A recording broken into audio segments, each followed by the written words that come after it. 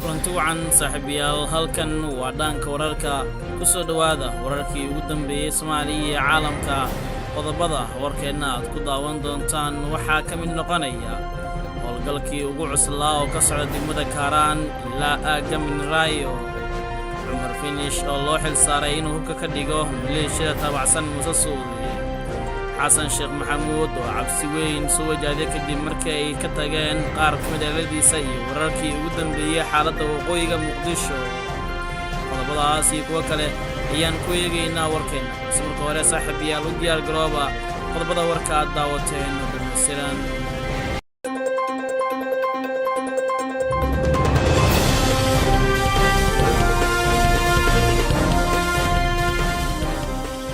aynu ku bilownay howlgalkii ugu cuslaa ayaa ka socda degmada Kaaraan ilaa aagga Minraayo ee magaalada Muqdisho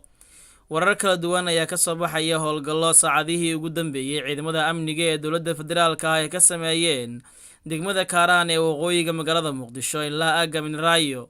howlgalkan ayaa ahaa mid lagu baxsanayay kooxo isku aruursanayay degmada Kaaraan oo rabtay in ay duulaan ku qaado nidaamka dowladnimo ee dalkan Soomaaliya howlgalkan waxaa horkacayay taliyaha qaybta guud ee booliiska gobolka Banaadir Farxaan Qaroole gudoomiyaha gobolka Cumar Finish iyo saraakiil ciidan waxaana gacanta lagu soo dhigay ilaa iyo 10 askar ah kuwaas oo watobka nuuciisa kala duwan kuna sugnaa xaafado ka tirsan degmada Kaaraan ilaa aagga Minraayo sida xogaha la helay ay tilmaamayaan gudoomiyaha Cumar Finish ayaa dhawaan soo saaray digniin ku socotay reer Kaaraan oo ku aadanayd in dhawaan oo bilaabanayo howlgal amniga lagu xaqiijinayo isla markaana lagu hortagayo falalka guracan ee ka dhacaya degmadaasi iyo kooxaha ka tirsan ciidamada militariga iyo kuwa kale ee maleeshiyada ah ee soo buux dhaafiyay degmadaasi waxaana xogta la helay ay tilmaamaysaa in howlgalkii ugu dambeeyay la sameeyay lagu baabiiyay gabi ahaanba shabakada maleeshiya oo hub ku heystay degmada Kaaraan ee gobolka Banaadir sidoo kale maamulka gobolka iyo taliska guud ee qaybta booliiska gobolka Banaadir ayaa isa kaashanaya sidii loo xaqiijin lahaa amniga degmada Kaaraan oo cabasho badan ay ka soo gudbiyeen shacabka ku dhaqan degmadaas kadib markii ciidamada militari oo ka yimid shaqada dhexe ay soo buux dhaafiyeen degmadaasi sidoo kale howlgalkan ayaa waxaa gacanta lagu soo dhigay intii uu soconayay muqaadaraad qaybihiisa kala duwan sida calaq qamri iyo waxyaabo kale oo degmadaas lagu dhex iibinayay iyadoo sidoo kale laamaha amniga gacanta ku dhigeen shakhsiyaadkii ka ganacsanaya waxyaabahan ka dooriya iyo kuwii farsameynayay intaba kuwaas oo hadda lagu hayo xabsiyada magaalada Muqdisho sidoo kale howlgalkan waxaa qayb ka ah ciidamada booliiska ee degmada Kaaraan oo garab weyn ka helaya qaybta guud ee booliiska gobolka Banaadir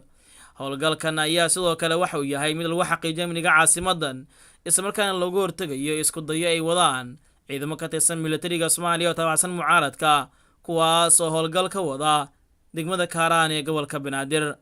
dhinaca kale gudoomiyaha gobolka Banaadir Cumar Maxamuud Finish ayaa loo xil saaray inuu hubka ka dhigo maleeshiyada taabacsan Muuse Suudi iyo Lixow sida xogaha la helay ay muujinayaan ciidamo badan oo taabacsan Muuse Suudi ayaa ku sugan degmada Kaaraan ee gobolka Banaadir kuwaas oo fuliya howlgallo qaybo kala duwan leh waxayna sugaan amniga xaaji Muuse Suudi iyo Lixow hase yeeshee Cumar Finish ayaa markan loo adeegsanayaa ciidamo ku beel ah oo ku sugan degmada Kaaraan waxaana villa Soomaaliya qorshahan ay ka damacsan tahay in laga hortago haddii dagaal uu dhaco in ciidamo mucaaradka taabacsan ay Muqdisho dagaal ka ridaan waana sababaha ugu waaweyn ee howlgalka loogu filinay degmada Kaaraan ee gobolka Banaadir Muuse Suudi iyo Lixow amnigiisa waxaa si weyn u ilaaliya ciidamo militariya iyo kuwa kale oo ku beel ah kuwaas oo si xilqaan ah u sugaya amniga xaajiga hase yeeshee markan Cumar Finish loo xil saaray in hubka ka dhigo maleeshiyada isla markaana uu degmada Kaaraan ka sifeeyo ciidamo taabacsan mucaaradka oo halkaas fariisiin ku leh sida xogaha la helay ay muujinayaan Senator Muuse Suudi iyo Lixow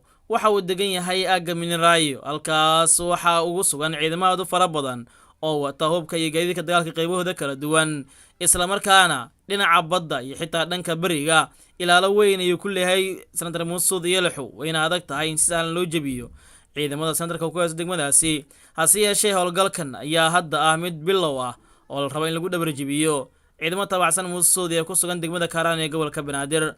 degmada Kaaraan waa degmada ugu cabsida badan ciidamada dowladda marka la fiiriyo maadaama halkaas ay ku sugan yihiin ciidamo badan oo military ah iyo kuwo kale oo taabacsan siyaasiyiinta mucaaradka kuwaas oo xilli kasta dagaal ka holicin kara magaalada muqdisho haddii ay mar u baaqaan xubnaha mucaaradka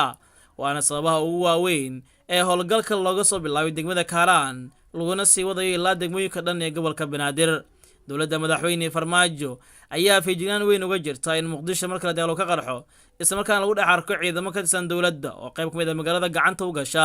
waana sababaha ugu waaweyn ee hadda lagu hortegayo qorshahaasi mucaaradka damacsan yihiin isla markaana loo mijaxaabinayo ciidamada taabacsan mucaaradka ee muqdisho ku sugan iyo kuwa soo geli kara intaba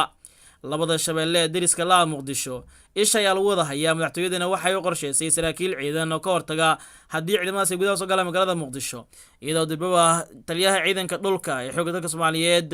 biixi uu aaday shabeellada dhexe isagoo halkaasina kala shaandhayn ku sameeyay ciidamada ku sugan ee xoogga dalka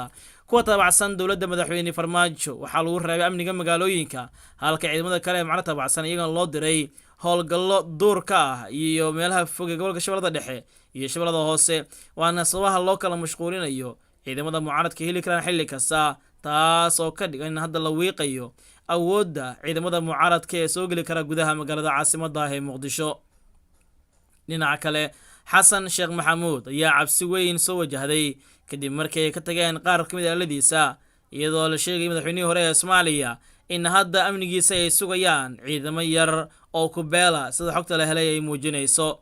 ilaa 25 askari oo koofiya cas ah oo si gaar ah u xil saarnaa amniga madaxweynihii hore ee Soomaaliya ayaa la sheegay inay ka holaleen gurigiisa kadib markii taliska ciidanka xoogga dalka Soomaaliyeed uu wacay ciidamada ku maqan shaqada leexsan oo ay u hayaan mucaaradka dowladda taas oo markale ku muujinaysa in la rabo in barnaamij la soo saajiyo siyaasiyiinta mucaaradka ah oo ciidamada dowladda ay ku tashanayaan gebi ahaanba laga qaado xasan sheekh maxamuud ayaana la sheegay inuu ahaa madaxweynaha kaliya oo gacanta ku haysay ciidamo koofiya cas ah waxaana la sheegay in saacadihii ugu dambeeyay gebi ahaanba ay dib ugu laabteen ciidamadaas xeryaha military ee magaalada muqdisho iyo duleedkeeda si ay qayb uga noqdaan tirakoob lagu hayo ciidamada xoogga dalka Soomaaliyeed xasan sheekh maxamuud hadda waxa uu wajahayaa cabsi weyn maadaama amnigiisa ciidamadii sugayay taliska ciidanka xoogga oo ka waday qorshaana waxaa la aaminsan yahay in gadaali ka riixayso filla Soomaaliya sida xogta la helay ay muujinayso hadda waxaa sugaya amniga xasan sheekh maxamuud saraakiil ciidan oo ku beela qaarkoodna xilal hore uga soo qabtay dowladda federaalka iyo kuwa kale oo qaab qabiil u soo aaday xasan sheekh maxamuud markii ay ka war heleen in laga watay ciidamadii amnigiisa sugi lahaa xasan sheekh maxamuud waa madaxweynihii ka horreeyay farmaajo markan wuxuu wajahayaa dhaawac siyaasadeed weyn mucaaradka ayuu qayb weyn ka yahay wuxuuna u ololeynayaa in dagaal lagu wajaho dowladda madaxweyne farmaajo sida ay sheegeen boob ku haysa doorashooyinka guud ee dalkan Soomaaliya hase yeeshee mucaaradka ayaa dhankooda kala jabeen waxaana laba qayb u kala baxeen in muqdisho dagaal laga holciyo iyo inaan dagaal la qaadin waana sababta filla Soomaaliya markan u soo faragelisay ciidamada mucaaradka waardiyeeya ee gacanta ugu jiro shariif sheekh axmed isaga ciidamadii u joogay ee militariga ahaa waa sidoodii maadaama gacan saar uu leeyahay filla Soomaaliya balse xasan sheekh maxamuud daahir geelle cadxaan shukr warsame iyo xubno kale ayaa la sheegay in laga qaaday gebi ahaan ciidamada militariga ee amnigooda sugayay sida xogaha la helay ay muujinayaan guud ahaana daawadayaal waa nageynta wararkii ugu dambeeyay Soomaaliya iyo caalamka tan iyo kulan dambe nabadgelyo.